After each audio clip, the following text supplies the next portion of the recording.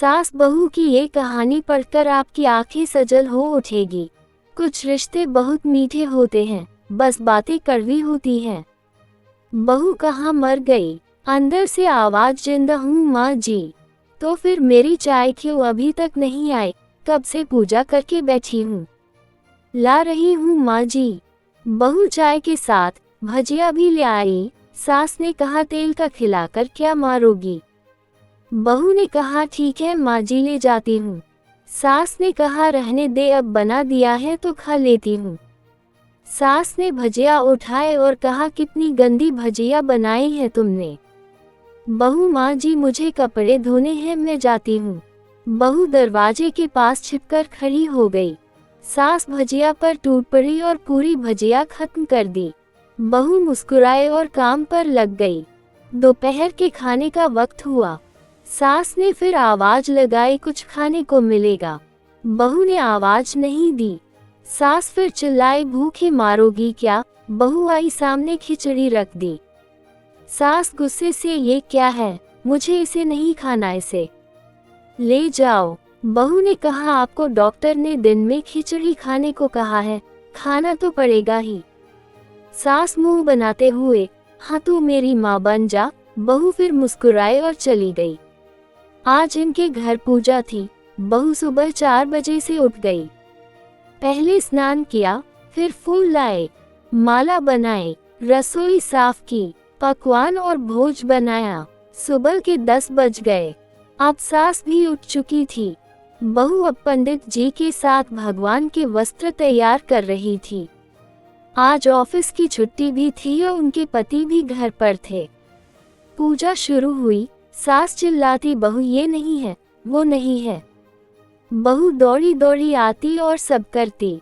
अब दोपहर के 3 बज गए थे। आरती की तैयारी चल रही थी।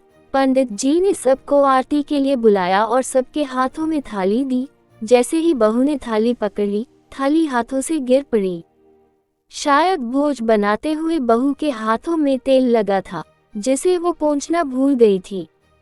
सारे लोग तरह तरह की बातें करने लगे।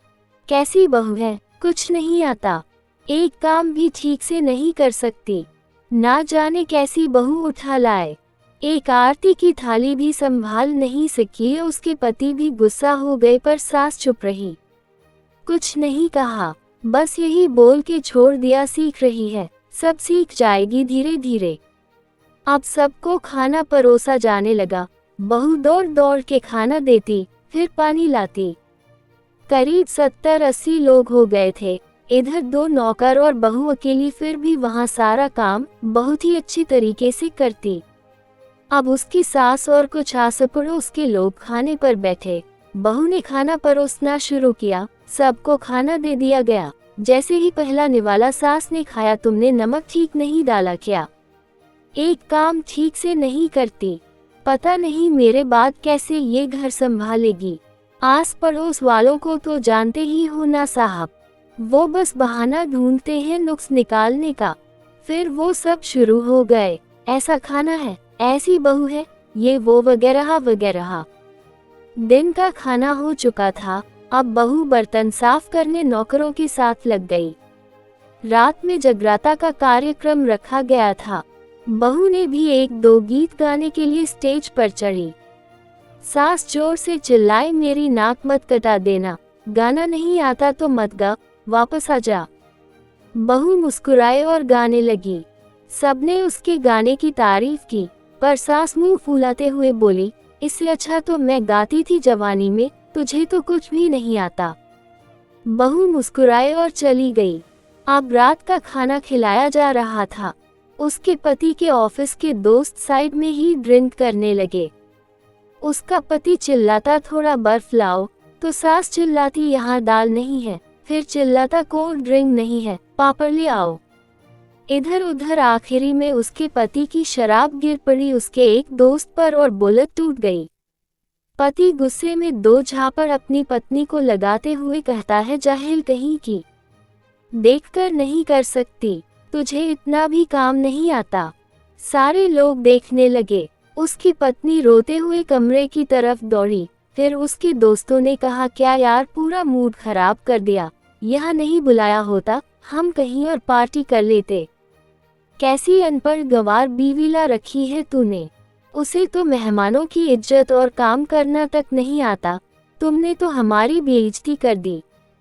अब आस पड़ोस की औरतों को और बहाना मिल गया था। वो कहने लगी, देखो क्या कर दिया तुम्हारी बहू ने, कोई काम की नहीं है।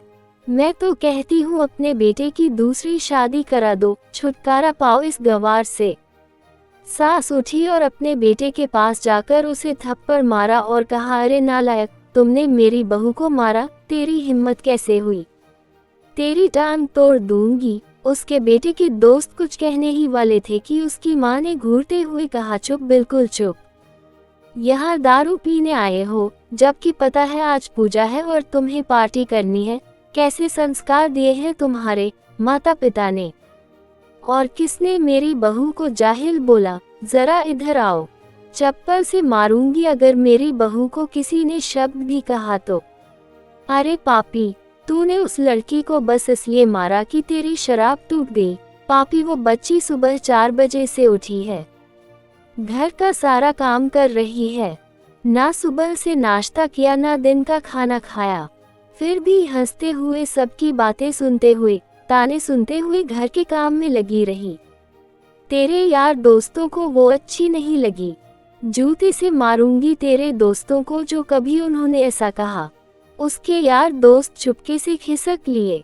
अब सास बहू के कमरे में गई और बहू का हाथ पकड़कर बाहर लाई। सबके सामने कहने लगी, किसने कहा था अपनी बहू को घर से निकाल के दूसरी बहू ले आना, जरा सामने आओ। कोई सामने नहीं आया।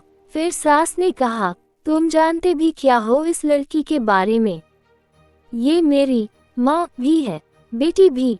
माँ इसलिए मुझे गलत काम करने पर डांटती है और बेटी इसलिए कभी कभी मेरी दिल की भावनाएं समझ जाती हैं। मेरी दिन रात सेवा करती है, मेरे 1000 ताने सुनती है पर एक शब्द भी गलत नहीं कहती, ना सामने न पीठ पीछे। और तुम कहते हो दूसरी बहू ले आऊं, याद है ना छुटकी की दादी, अपनी बहू की करतूत। सास ने गुस्से से पड़ोस की महिला को कहा, अभी पिछले हफ्ते ही तुम्हें मियाँ बीवी भूखे छोड़ घूमने चले गए थे। मेरी इसी बहू ने 7 दिनों तक तुम्हारे घर पर खाना पानी, यहाँ तक कि तुम्हारे पैर दबाने जाती थी और तुम इसे जाहिल बोलती हो। जाहिल तो तुम सब हो जो कोयले और हीरे में फर्क नहीं जानते। अगर आइंदा मेरी बहू के बारे में किसी ने एक लफ्ज भी बोला तो मुझसे बुरा कोई नहीं होगा, क्योंकि ये मेरी बहू नहीं, मेरी बेटी है। बहू अंदस को सिसकियां लेते हुए फिर कमरे में चली गई। सास ने एक प्लेट उठाए और भोजन परोसा, बहू के कमरे में खुद ले गई। सास को भोजन लाते देखा तो बहू ने कहा, अरे माँ जी, आप क्या कर रही हो, मैं खुद ले लेती। सास ने प्यार से ताना मारते हुए कहा, डर मत, इसमें जहर नहीं है, मार नहीं डालूंगी तुझे। तुझे नई सास चाहिए होगी, पर मुझे अभी भी तू ही मेरे घर की बहू चाहिए। बहू ने अपनी सास को रोते हुए गले से लगा लिया। सास भी रो दी पहली बार और कहा, चल खाना खा ले। फिर मजाक करते हुए कहा, फिर मेरे पैर दबाने चले आना और ये ख्याल मन में मत लाना कि सास पैर बोलती है, किसी दिन मैं इसका गला दबा दूंगी, क्योंकि कभी मैं भी यही सोचती थी। दोनों खूब हंसने लगती हैं।